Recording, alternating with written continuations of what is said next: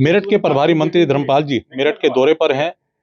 मंत्री जी, मेरठ में आपने दौरा कर रहे हैं, मेडिकल में भी गए, वहाँ पे जांच करी, क्या पाया वहाँ? देखिए, मेडिकल कॉलेज में कुछ थोड़ी बहुत कमियां थी, उनको सुधार के लिए निर्देशित कर दिया गया है। दवाओं की सरकार की ओर से कोई कमी नहीं है और उन्हें कहा गया है कि जनता का, मरीजों का अच्छा उपचार करें, उन्हें कोई कठिनाई ना आवे, ऐसे निर्देश दिए। एसआईआर इस समय उत्तर प्रदेश में सबसे बड़े अभियान के तौर पे देखा जा रहा है, लेकिन इसमें कई समस्याएं भी आ रही हैं, विपक्षी पार्टियां भी इसका विरोध कर रही हैं। देखिए, विपक्षी पार्टियां एसआईआर का विरोध इसलिए कर रही हैं, उनके जो फर्जी मतदाता थे वो कट रहे हैं और जो घुसपैठिए थे उनके वोट कट रहे हैं। तो उत्तर प्रदेश में बहुत बड़ी तादाद में वोट कटेंगे, इसलिए विपक्ष विरोध कर रहा है। विपक्ष इन्हीं फर्जी वोटों के आधार पर जीता करता था, अब वो जीत नहीं पाएंगे।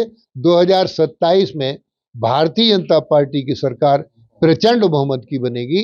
एसआईआर सभी के लिए आवश्यक है। अखिलेश यादव कह रहे हैं कि ये अन्य मुद्दों से ध्यान भटकाने के लिए एसआईआर चलाया गया है और जिस तरीके से वोट काटने की बात चल रही है, उनका कहना है कि विपक्षी जो वोट हैं, विपक्षी पार्टियों के समर्थकों के, उनके वोट काटे जा रहे हैं। वोट फर्जी कट रहे हैं, चाहे किसी के भी हों। असली मतदाता है, उसका कोई वोट नहीं कट रहा है, वो खुलकर वोट बनवा रहा है। उसका वोट भाग भाग के लोग कह रहे हैं सर हमारा वोट ना कट जाए, कहीं हमारे वोट को बना लो। तो अब फर्जी वोट कटेगा, जो वोट नहीं है वो निश्चित रूप से कटेगा।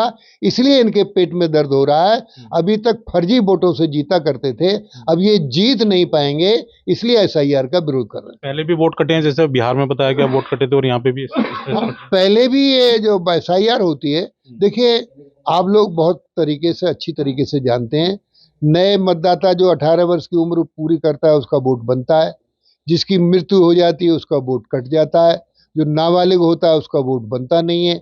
तो इस तरीके से इन लोगों ने फर्जी वोट बनवा लिए थे, उनकी पहचान की जा रही है और जब पहचान हो जाएगी तो करोड़ों की संख्या में वोट उत्तर प्रदेश में कटेंगे। इसलिए इनके पेट में दर्द हो रहा है, उस दर्द से चीख रहे हैं कि वो जीत नहीं पाएंगे। मंत्री जी ये भी कह रहे हैं कि जल्दबाजी में चलाया गया अभियान है, बहुत कम समय दिया गया है और खासकर बीएलओ की भी जनता कह रही थी कम समय दिया गया, वहां 70% मतदान हुआ है। उत्तर प्रदेश में तो अभी 1 साल है चुनाव के लिए। उत्तर प्रदेश में सफिशिएंट टाइम है, सर्वाधिक समय है, कहीं कोई कठिनाई नहीं है। बीएलओ की तरफ से लगातार परेशानियां सामने आ रही हैं कि बहुत कम समय दिया गया है इसके लिए। बीएलओ कोई परेशान नहीं है, विपक्ष के लोग माहौल खराब कर रहे हैं।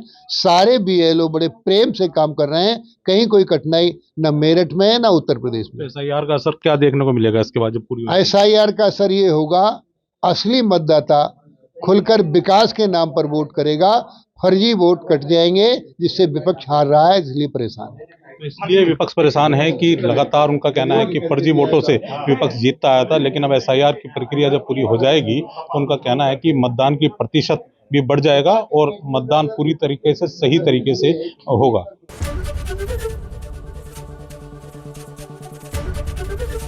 एबीपी गंगा, खबर आपकी, जुबान आपकी।